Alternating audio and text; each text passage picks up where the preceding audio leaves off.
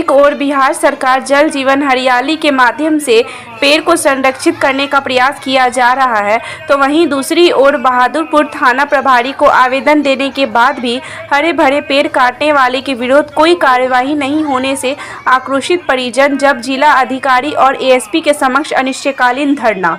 पूरा मामला दरभंगा जिला के बहादुरपुर गाँव के देकुली की है, जहां जमालुद्दीन के जमीन पर लगे हरे पेड़ को अवैध रूप से काटने वालों पर बहादुरपुर थाना में दिए आवेदन पर कोई कार्यवाही नहीं करने और पेड़ काटने पर रोक लगाने के बदले संरक्षण देने के खिलाफ पीड़ित परिवार डीएम एएसपी के समक्ष अनिश्चितकालीन धरना पर बैठ गया। धरना में उपस्थित शंकर कामती, सलेहा खातून, रुखसाना परवीन, मोहम्मद नशीर, उषा देवी, निर्मला देवी, इस्मत खातून, नूरजा खातून सहित दर्जनों लोग उपस्थित हैं। आपको बता दें कि मोहम्मद जमालुद्दीन की ज़मीन बहादुरपुर प्रखंड के देकुली गांव में है, जहां फर्जी केवाला बनाकर दूसरा पक्ष उनके ज़मीन पर लगे हरे भरे पेड़ को लगातार काटा, जिसकी शिकायत काटने के समय थाना को दी गई, लेकिन थाना की ओर से कोई कार्यवाही नहीं की गई। काटने के उपरांत डीएफओ को दी गई, उसके बाद भी कार्यवाही नहीं हुई, तो हार कर पीड़ित परिवार अब दरभंगा जिला अधिकारी और एसएसपी के समक्ष सरकारी धरना स्थल पर अपनी मांगों को लेकर बैठ गए हैं। अब देखने वाली बात यह होगी कि बिहार सरकार जल जीवन हरियाली के तहत जल और हरियाली को बढ़ाने के लिए भरसक प्रयास कर रहा है, तो वहीं दूसरी ओर दरभंगा के बहादुरपुर में हरियाली अर्थात हरे भरे पेड़ को अवैध रूप से काटने का मामला प्रकाश में आया है।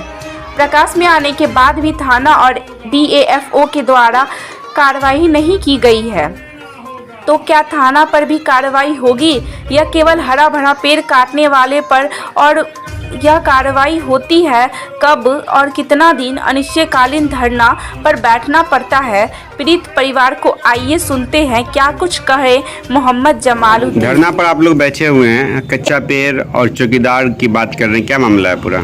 मामला ये है कि 2012 में हम जमीन रजिस्ट्री करवाए पेड़ के साथ 85 पेड़ का हमको कोर्ट में दस्तावेज देना पड़ा, जिसका कीमत 90,000 रुपया पेड़ का हुआ। कुल 8.5 लाख रुपया 3 कट्ठा 6 धूर जमीन का जो है सो 2012 में हमने रजिस्ट्री करवाया। उस जमीन पर जालिया एक वहाँ का स्थानीय लोग जालिया जो है सो केवाला बनाए लिए हुआ है, उस केवाला बना करके वो दावा कर रहा था। तो इस बात को लेकर हम डीसीएलआर के यहाँ गए। डीसीएलआर ने कहा सक्षम न्यायालय में जाइए। सक्षम न्यायालय में केवाला रद्द करने के लिए 20-14 केस दर्ज हुआ, जो अभी चल रहा है। उसमें वहाँ से आपको जो है सो कमिश्नर बहाल हुआ, दोनों पक्ष की वकील गया, तमाम पेड़ का गिनती हुआ, जमीन को पैमाइश किया और पैमाइश करने के बाद सारा चीज को पर दस्तखत करवा लिया। अभी न्यायालय में केस चल रहा है। इस बीच में ये लोग भू माफिया हैं, जमीन खरीद बिक्री करते हैं और उस इलाके की जमीन की वैल्यू बहुत ज़्यादा हो गई है, 20 लाख 30 लाख 35 लाख रुपए इकट्ठा हो गई है। तो जमीन कब्जा करने के ख्याल से इस बात को लेकर आपको 2022 में मुझ पर हरिजन एक्ट केस भी झूठा कर दिया गया, जिसको हम बेल करवा करके जो है सो हाई कोर्ट से आए। झूठा केस किया गया, जबकि हम इसी बात के लिए रोके। उस समय भी 2 पेड़ काट दिया था, हमने रोका तो हमारे ऊपर हरिजन एक्ट केस कर दिया। इस बीच में गणेश महतो, राजा राम पासवान के इशारा पर कि पेड़ कट जाएगा तो हम जमीन पर कब्जा कर लेंगे, जमीन हड़प लेंगे। इस ख्याल से चूहा पासवान का भगना दुगो और दुगो लड़का, ललित राम का बेटा संजीत राम और उसका छोटा बेटा मिल करके पेड़ काट रहा था। गौरी पासवान ठेकेदार था। वो ठेकेदार, हम लोग जब मना करने गए कि पेड़ तुम क्यों काट रहे हो, तो वो कुछ नहीं बोला और पूरा औरत लोग जुट गई। तो इस बात को लेकर हम जो है सो थाना प्रभारी को फोन किए। थाना प्रभारी ने कहा कि आप आवेदन दीजिए। हमने जितना पेड़ वो जो है करीब 1 दर्जन पेड़ गिरा दिए हुआ था, हम उस पेड़ का जो है सो फोटो लेकर चौकीदार के व्हाट्सएप पर भेज दिए। चौकीदार को फोन किए कि आपका हल्का का मामला है, इसको रोका जाए। चूँकि पेड़ किसी का हो, लेकिन कच्चा पेड़ काटना अपराध है, इसलिए पुलिस इसमें हस्तक्षेप करे। जब तक कोर्ट का न्यायालय का फैसला नहीं होता है तब तक इस पर कोई आदमी कुछ नहीं कर सकता है। तब उसने हमको कहा कि आप जो है थाना प्रभारी को आवेदन दे दिए। हमने कहा कि आवेदन दे दिए हैं। फिर उसने जो है 3, 4, 5 पेड़ और काट लिया। सारा पेड़ काट करके औरत लोग जुट गई और वो भद्दी बात कहने लगी। तब वहाँ से हम मजबूर होके आए जो है सो वन विभाग में, मिथिला वन प्रमंडल में हम लिखित आवेदन दिए और जो लोग उसमें शामिल थे उन लोगों का नाम दिए। नाम देने के बाद वह पेड़ जब्त नहीं किया गया।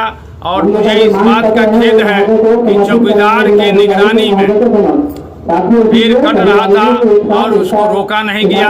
इसलिए हम एसएसपी साहब के यहाँ से गुहार के लिए आए हैं। हमने लिखित आवेदन दिया और अनिश्चित काल तक हम जो है सो न्याय के लिए हम जो है सो हमारी मांग जब तक नहीं पूरी होती है तब तक हम धरना पर। एसएसपी से अंतिम बार कब मिले आप? एसएसपी से अंतिम बार मिले नहीं हैं, उनको आवेदन दिए। कब दिए? कल आवेदन दिए और आज मैं धरना पर बैठ गया हूँ। क्या धरना देने के संबंध में आवेदन दिए थे? जी, आवेदन में हमने लिखा कि इस तरह का मामला है और जो है सो जमीन संबंधी मामला है, कच्चा पेड़ काट लिया है, उसको न्याय मिलना चाहिए। इसी सवाल को लेकर हम जो है सो डीएफओ को कब आवेदन दिए? डीएफओ को 16 तारीख को आवेदन दिए। डीएफओ के यहाँ से भी कोई पदाधिकारी नहीं गया। ये जो लोग आपके पेड़ काटे हैं उसका पहले जमीन उसी का था क्या? नहीं, जमीन ये यद्दू झा का था। यद्दू झा का पोता घूरन झा ने 1966 में भैरव मिश्र के हाथे बेच लिया।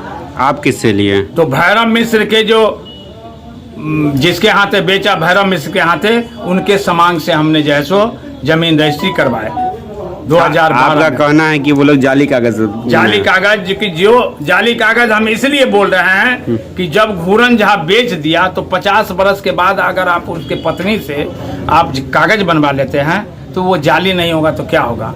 पति का जो है। ये जमीन कहाँ पर है जिसके बाद? जमीन है मिर्जापुर मौजे पड़ता है, थाना नंबर 230 है। किस गांव की जमीन है? वो जमीन देकुली में है। जमीन बहादुरपुर देकुली में। थाना बहादुरपुर, अंचल बहादुरपुर। आपका क्या नाम हुआ? मेरा नाम हुआ मोहम्मद जमालुद्दीन। जमीन आपके नाम से है? जी, मेरे नाम से जमीन है।